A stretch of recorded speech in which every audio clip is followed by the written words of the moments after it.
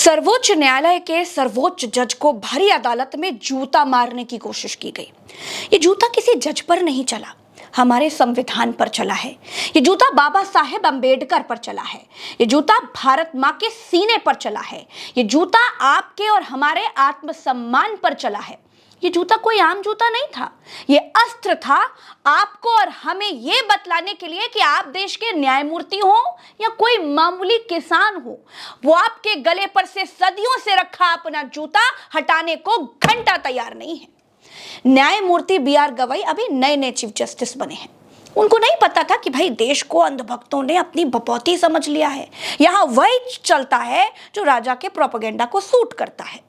एक अंधभक्त फूहड़ वकील ने क्यों भारत के दलित चीफ जस्टिस को जूता मारने की कोशिश की, वो आप खुद उसके मुंह से सुनिए। बात यह है कि भाई हजारों साल हम सबके गुलाम ही रहे। जो छोटी छोटी कौम आई वो हम पे राज करके चली गई।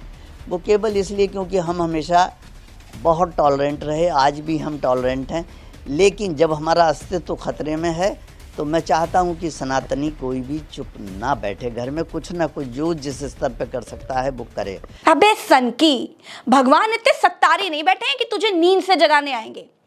सोचिए दोस्तों, अगर कोई मोदी योगी पर एक्स पर टिप्पणी भी कर दे तो उसे पुलिस पकड़कर ले जाती है। मोदी के मित्र अडानी का कोई नाम ले ले तो अदालत से नोटिसें आ जाती हैं। यहां तो चीफ जस्टिस पर जूता चलाया हुआ आदमी छुट्टा घूम रहा है। बस थोड़ी देर के लिए कोर्ट रूम में बिठाए रखा, बस हो गया, छोड़ दिया। वो आदमी जिसने संविधान का मजाक उड़ाया, कानून हाथ में लिया, वो बड़े मजे से टीवी पर बैठकर बेतुके बयान देता जा रहा है कि जी नहीं नहीं, मुझसे तो स्वयं भगवान ने करवाया है भाई, वाह। और इस देश की सीजीआई कैसे सीजीआई है? उन्होंने क्या किया? कह दिया कि मुझे फर्क नहीं पड़ता। अरे भाई, चल क्या रहा है देश में? यहाँ कोर्ट के खिलाफ बोलने भर से, जजों के आदेश के खिलाफ बोलने भर से कंटेम्प्ट ऑफ कोर्ट और न जाने क्या क्या हो जाता है। यहाँ तो सीधे जूता उठा लिया। क्या एग्जाम्पल सेट करना चाह रहे हैं आप? क्या आपने भी ये मान लिया है कि दलितों पर जूता तो सदियों से चलाया जा रहा है, अगर एक और ने चला दिया तो क्या हो गया? जूता तो उनके हाथ में सदियों से है। आपको तो ऐसी सजा देनी चाहिए थी, ऐसा उदाहरण बनना चाहिए था कि ऐसे अंधभक्तों की 7 पीढ़ियां याद रखती कि न्याय के मंदिर को अपमानित करने का हश्र क्या होता है। सोचिए दोस्तों, टीवी डिबेटों में बिठा बिठा करके इस अंधभक्त को टीवी मीडिया वाले हीरो बना रहे हैं। अचंभित मत होइएगा अगर ये किसी फूल छाप वाली पार्टी को ज्वाइन कर ले और कोई बड़ा मलाईदार पद ले ले। ये सनकी खुल्ला क्यों घूम रहा है जानते हैं? ताकि आप अपनी औकात में रहें और ज्यादा ये संविधान का गाना ना गाएं, नहीं तो ऐसे कई जूते इनकी नफरत की फैक्ट्री में तैयार हो रहे हैं। जज साहब तो कुछ नहीं बोले, लेकिन देश का विपक्ष इस घटना पर संविधान के साथ खड़ा है। राहुल गांधी कहते हैं, the attack on the chief justice of India is an assault on the dignity of our judiciary and the spirit of our constitution. Such hatred has no place in our nation and must be condemned. Akhilesh Yadav कहते हैं, कुछ लोग के हाथ में जाकर तो जूता भी अपमानित महसूस करता है। पीडीए समाज का अपमान करने वाले ऐसे असभ्य लोग दरअसल अपने दंभ और अहंकार के मारे होते हैं। इनकी प्रभुत्ववादी सोच नफरत को जन्म देती है, जो देश के सर्वोच्च न्यायिक पद पर बैठे व्यक्ति के लिए जितनी होती है, उतनी ही समाज के सबसे कमजोर अंतिम व्यक्ति के लिए भी। ऐसे लोग वर्चस्ववाद की बीमारी से घोर ग्रसित होते हैं। हम इसलिए कहते हैं पीडीए का मतलब है पीड़ित, दुखी, अपमानित। पीडीए समाज की उदारता और भल मनसाहत 5000 सालों से ऐसे लोगों को माफ करती आई है, लेकिन इस हद तक अपमान के बाद पीडीए समाज अब और नहीं सहेगा। भाजपा और उसके संगी साथी अपनी सत्ता के अंतिम दौर में हैं, क्योंकि उनकी भ्रष्ट चुनावी साजिश का भंडाफोड़ हो चुका है। वो अब कभी नहीं जीतेंगे, इसलिए हताश होकर वो ऐसे कुकृत्य कर रहे हैं। भाजपाई इस बार जाएंगे तो फिर कभी नहीं आएंगे, क्योंकि अब आबादी का 90% हिस्सा अपने हक और अधिकार के लिए जाग गया है, तो 10% का गुरूर और सिंहासन अब और नहीं टिकेगा। भारत के सामाजिक राजनीतिक इतिहास में ये दौर अपमान बनाम सम्मान के संघर्ष का है। पीडीए अपने स्वाभिमान और सम्मान के लिए अंतिम संघर्ष निर्णायक रूप से जीत कर रहेगा। आम आदमी पार्टी क्या लिखती है वो सुनिए। सीजेआई का अपमान है दलित समाज का अपमान। संघी मानसिकता वाले एक नकली वकील ने देश के मुख्य न्यायाधीश बीआर गवई के ऊपर जूता फेंका है। इन लोगों से दलित समाज के एक व्यक्ति का सीजेआई बनना सहन नहीं हो रहा है। चीफ जस्टिस की माता जी ने आरएसएस के कार्यक्रम में जाने से इनकार कर दिया तो इनकी भावनाएं आहत हो गई हैं और अब आरएसएस विचारधारा वाले वकील ने सीजेआई को जूता मारने का प्रयास किया है। तेजस्वी यादव कहते हैं, आज सर्वोच्च न्यायालय में ही मुख्य न्यायाधीश पर जूता फेंका गया। वो हमारे लोकतांत्रिक और न्यायिक इतिहास की एक शर्मनाक घटना है। जब देश के सर्वोच्च न्यायिक पद पर आसीन व्यक्ति को न्यायालय में ही इस तरह के अपमान का सामना करना पड़े तो ये गंभीर चिंता का विषय है। 2014 के बाद जिस तरीके से राजकीय संरक्षण में विभिन्न विभिन्न माध्यमों से देश में घृणा और हिंसा को नॉर्मलाइज किया गया है, वो उसका दुष्परिणाम है। क्या दलित समुदाय से आने वाले और संविधान की भावना का पालन करने वाले व्यक्ति भी संवैधानिक पदों पर सुरक्षित नहीं है? ये जूता देश के मुख्य न्यायाधीश पर नहीं बल्कि संविधान और संविधान के शिल्पकार हमारे पूजनीय बाबा साहेब अंबेडकर पर फेंका गया है। धर्म की आड़ में कुछ लोग अपना जहर बाहर फेंक रहे हैं। संविधान व दलित विरोधी भाजपाई इस घटना पर चुप क्यों है? न्यायपालिका की गरिमा हमारे लोकतंत्र की रीढ़ है। इसे बचाना हम सब की जिम्मेदारी है।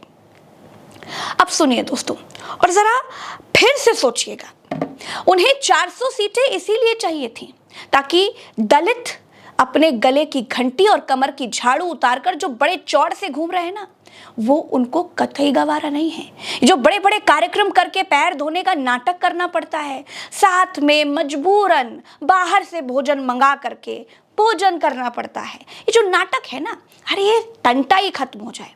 ये तो भला हो देश के समझदार लोगों का जो उन्हें 400 सीटें दी ही नहीं, वरना क्या क्या होता हम अंदाजा भी नहीं लगा सकते। दोस्तों, ये तो जज साहब थे, सुरक्षा वुरक्षा उनके साथ थी। आम आदमी का क्या हाल है जानते हैं? उत्तर प्रदेश के रायबरेली में एक दलित आदमी हरिओम, उसे सिर्फ चोरी के शक में पीट पीट कर मार डाला गया। मैंने कहा ना दोस्तों, जूता उनके हाथ में सदियों से है, उन्हें तो बस चलाने का मौका चाहिए। पहले घोड़ी नहीं चढ़ने देते थे, कुएं से पानी नहीं पीने देते थे, औरतों को कपड़ा नहीं पहनने देते थे, चारपाई पर नहीं बैठने देते थे, अब आजादी से जीने नहीं देना चाहते। बस संविधान और बाबा साहब अंबेडकर हैं जो इन्हें मजबूर कर रखे हैं कि खुलेआम नंगाई ना करने पाए, वरना पेशाब तो ये मुंह पर कपका कर चुके हैं। खैर, हरिओम ने मरते मरते मोदी जी का नाम नहीं लिया, राहुल गांधी का नाम लिया, क्योंकि उससे भी समझ में आ गया होगा कि इनकी नीति और नियति क्या है। राहुल गांधी ने अपनी तरफ से हरिओम को न्याय दिलाने की बात कही है। उन्होंने कहा, रायबरेली में दलित युवक हरिओम वाल्मीकि की निर्मम हत्या सिर्फ एक इंसान की नहीं, इंसानियत, संविधान और न्याय की हत्या है। आज भारत में दलित, आदिवासी, मुसलमान, पिछड़े और गरीब हर उस व्यक्ति को निशाना बनाया जा रहा है जिसकी आवाज कमजोर है, जिसकी हिस्सेदारी छीनी जा रही है और जिसकी जिंदगी सस्ती समझी जाती है। देश में नफरत, हिंसा और भीड़तंत्र को सत्ता का संरक्षण मिला हुआ है, जहां संविधान की जगह बुलडोजर ने ले लिया है और इंसाफ की जगह डर ने ले लिया है। मैं हरिओम परिवार के साथ खड़ा हूं, उन्हें न्याय जरूर मिलेगा। भारत का भविष्य समानता और मानवता पर टिका हुआ है। ये देश चलेगा संविधान से, भीड़ की सनक से नहीं चलेगा। खैर दोस्तों, सच्चाई यही है, बहुत कड़वी है जानती हूं, लेकिन फिर भी जो नंगाई सरेआम हो रही है ना, वो भी आपको बताना बहुत जरूरी है।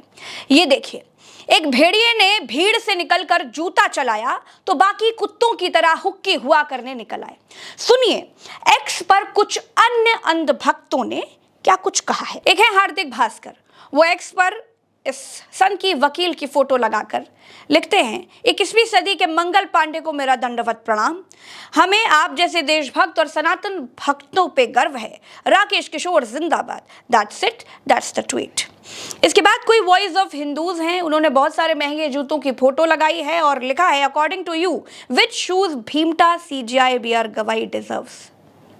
कोट करिएगा, ये शब्द सीजीआई के लिए क्या यूज कर रहे हैं, भीमटा। खैर, जब इन्हें लिखने में शर्म नहीं है, बोलने में शर्म नहीं है, तो मुझे बताना तो पड़ेगा। अविराज, इन्होंने एक जूते की फोटो लगाई है और लिखा है, इन सारे शूज को मिलाकर एक ऐसा शूज तैयार करो, फिर ये सुताई के लिए सही रहेगा। And please note, don't use the top brand shoes, all the local one should be used. इसके बाद नीरज हैं, वो एक्स पर लिखते हैं, ऑल ऑफ देम थूक लगा के। इसके बाद जोबन पुत्र कुंज हैं, वो लिख रहे हैं शूज जिसके एक साइड गोबर हो और एक साइड कील हो। एक अमित डी करके हैं, वो लिख रहे हैं none of these they'll get dirty upon his touch. I expect something similarly filthy stinky as his thinking. खैर, एक मिश्रा जी हैं, वो लिखते हैं भिगाकर सारे मिलना चाहिए पूज्य सीजीआई के लिए। एक कोई उत्तम मिश्रा है, वो लिख रहे हैं it looks like these shoes are so expensive. एक एसआर के सनातनी हैं, वो लिख रहे हैं does he even deserves new shoes. एक धनंजय सिंह है, वो लिखते हैं Gavai is no more Bhimta, he used to be Bhim, used his Bhimta to further his career then dumped the Bhimta. अब इनकी सोच देखिए। खैर, ये सब कुछ कहा जा रहा है। और दोस्तों आपको बता दूं कि ये जो वकील है, इसने कहा कि मैंने ईश्वर के कहने पर ऐसा किया, मुझे रात रात भर नींद नहीं आ रही थी और स्वयं परम पिता परमेश्वर ने मेरे सपने से मुझे जगाया और बोला कि दुनिया चल रही है और तुम सो रहे हो। खैर, इसके बाद सौरभ भारद्वाज आम आदमी पार्टी के नेता हैं, इन्होंने क्या लिखा एक्स पर, अब वो सुनिए। उन्होंने लिखा भक्तों का वकील हीरो जिसने दलित न्यायाधीश को जूता फेंका, वो अपने अपार्टमेंट में भी एक बड़ी समस्या से घिरा है। लोगों को धमकाने और हाथापाई की शिकायत है। उसके विषय पर सभी पड़ोसियों ने पुलिस को लिखित शिकायत तक दी है।